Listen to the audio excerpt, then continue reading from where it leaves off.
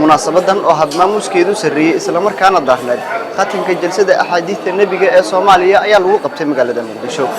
culimooyinka magaalada Muqdisho culimo dalalka deriska iyo qaar ka mid ah gobolada dalka Soomaaliya iskaga kala yimid madax nabadoono ganacsato haween barkulanka barayaasha culumta shariicada mu'assisooyin iyo marti sharaf kale ayaa qayb ka ahaa xafladda. Sheekh Abdi Fataax Muuse Maxamed qayb ka mid ah maamulka majliska xadiidka ayaa faahfaahiyay ujeedka laga lahaa dowradan. إخواني في الله مركان هوري أن أقلنا مجلسك ومجلس ومؤسسة تعليمية مؤسسة وحبرشة عن فائدة دون أهنو تاسو للربيين لقو دراسية حديث النبي عليه الصلاة والسلام لقو باهية سنة الرسول كان عليه الصلاة والسلام ومظاهرة أيضا الله مري يعني أحاديث إن لتخرج أرضي الله تصب حلك في كل حديث أقيال كتبت ووين وعاكل أنت رؤية عرقتيدا مجلس كوي هاي أما جودهان رابطة إن أو نقضي أما رابطة أي نقطة مده جان كوا وهذا جد حديث النبي عليه الصلاة والسلام.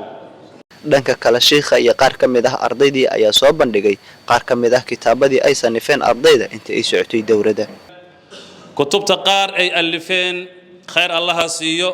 طلبة الحديث كي وطلبة الحديث في مسجد الرحمن الدفعة الأولى بارك الله فيها وحي ألفين كتاب كان وليرة هذا منة الودود بشرح سنن أبي داود كتاب كاسد جدا تأليف العلامة المحدث وشيخ عبد السعيد بن الشيخ علي عبار ومعه كفاية الحاجة بشرح سنن ابن ماجه المعروف بحاشية السند على سنن ابن ماجه حققه ورتبه وخرج أحاديثه وعلق عليه طلبة مجلس الحديث النبوي في مسجد الرحمن. وهناك رسالة في غاية الأهمية سماها مؤلفها إفصاح الحجة الواردة في ثلاثيات سنن ابن ماجه وحألف شيخنا الصديق الغالي الشيخ عرفات شيخ قاسم طاهر. وهناك رسالة أخرى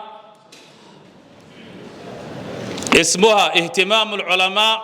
على قصيدة المزدوجة الحسناء المعروفة بأسماء الله الحسنى. وهناك رسالة أخرى اسمها مورد العطشان لفهم حديث تفلي رأس سيد العدنان. هناك رسالة أخرى في غاية الأهمية وهي كفاية المريد في كيفية دراسة الأسانيد. تعين هذه الرسالة الطالب وحألف دياريي الشيخ الفاضل محمود بن إسماعيل بن إبراهيم الشعراوي جزاه الله خيرا. marka si oo maxfuud oo u noqdo cilmiga sheekha jiilasha naga dambeeyay ay uga faa'iideystaan beerdadu waxay sameeyeen nin walba kitaabkiisa wixii ugu qoray ayaa la jamciyay falillahi alhamdu wa meeshii ka soo baxay kitaab ila 16 mujallada oo i'laam dhawi alhaaja sharh sunan ibn maajah loo bixiyay ayaa ka soo baxay. sidoo kale qaar ka mid ah culimooyinkii madaxdii iyo marti sharaftii qaybta ka ahaa xafladda ayaa halka ka soo jeediyay kalimaad qiimo badan. فنحن ينبغي علينا أن نسعى الذي علمناه أن الشيخ عبد سعيد لا يأخذ من الطلاب المال وهو إنسان فقير من أين سيأتي لهم إلا من أهل الخير وأهل الإحسان. فكل واحد منا ينبغي أن يدل أهل الخير على هذا الأمر وكل من قدم شيئا فهو في ميزان حسناتك فالدال على الخير كفاعله. xafladani waxay uga duwan tahay xafalaadkii aanu soo xaadiri jirnay waa xaflad ku saabsan ixyaa as-sunna an-nabawiyya sallallahu wasallam wa baraka calayh waa nooleynta sunnadii iyo raadkii iyo turaadkii iyo dhaxalkii uu nooga tegay nabigeena maxamed sallallahu calayhi wasallam waa runtii xaflad lagu soo khatimay kutubtii lixda ahayd al-ummahaat as-sita waliba fatra iyo waqti aad u gaaban waxaan aad ugu mahadcelinaynaa sheekha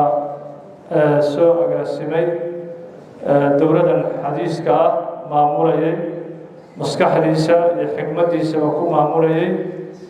ilaa maanta indhaheena aanu ku arkayno in jawigan quruxda badan ay soo gaartay oo miraheeda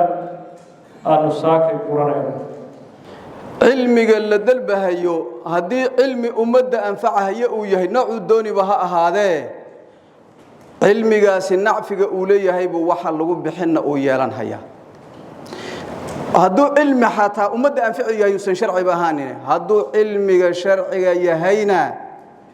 isagu kumaba sii jiro cilmi waa shariica wax ku bixintiisu maxaa yeelay hadda fuqahadu markay ka hadlahayaan waad ogtihiin laba jaanibba way u soo qaataan oo awlaadaadii adigu baad markaas aad biilaysa markay kaakacaan oo geeda qabtaan oo taxtigaaga ka baxaan kii soo horo boos noqda faqiir ah wali in loo sii wado biilka kii cilmu shariica ku mashquulsan oo aan si kale wax u kasbi karin haddii baad markaa uu kasab aadiyo shaqo aadana cilmigii shariicada la waayay haddii baad markaa cilmu shariicadii uu ku mashquulana hadee aan helaynin baad markaa noloshiyo biilkii inuu sii wado biilka waa kala waajibinay hay kitaabadan ee xadiitan la akhriye maxaa lahay waxaan rajaynaynaa in kuwa badan oo meel kale aadi lahaa in ay ku soo toobad keenaan oo maxaa lahay sida dawladda dadaalka ay wada dawlad ka weyn waxa wada culmadeen waayo maxaa lahay aqeedada wanaagsan iyo akhlaaqda wanaagsan afaafinaysiin ayaa wadankan amnigiisa iyo horumarkiisa qayb weyn ka ah marka haddaan ognahay haddaan ogeynba markas min maraakis al-islaam oo culumta loo soo raadsada ay ahaan jirtay meesha khaasatan cilmi alxadiis weliba waxaa la yidhaahdaa xadramad oo aad ogtihiin inay markas cilmiya tahay oo in badan oo soomaalida ay wax ku soo barteen waayihii hore culumadeedu aad jirtay haddana marmarka qaarkood halkaana cilmiga usoo doonan jireen شيخ وين اللي يقالوا شيخ عبد الرحمن السقاف واللي يقالوا شيخ الأحقاف المقدم الثاني مشاغل الشيخ صومالي كمده وشيخ يحيى شيخ عبد السند الجهوي رحمه الله تعالى gunaanadkii munaasabada aasaasaha majliska xadiidka ahna maamulka sare ee majliska Sheekh Cabdi Saciid Cali Cibaar ayaa soo gabangabeeyay xafladii waxaan u mahad celinayaa amalkan jaliilkaada aragteen qof ma qaban labana ma qaban saddexna ma qaban dhammaan inta ka qayb gashay culimadii masaajidka ardada ay seexdaan dhiibtay dhammaan dadka muassasaadka ah oo hadda sheekheena Dr. Mahdi oo nagala joogo mahad ee dibadda naga taakuleynayay kuwa gudaha naga taakuleynayay difcadan ayaa ahayd difcadii koowaad iyadoo la rajeynayo muddo yar kadib inay soo baxaan difcooyin noocan oo kala Maxamed Cabdi Cadde warbaahinada diiniga Muqdisho.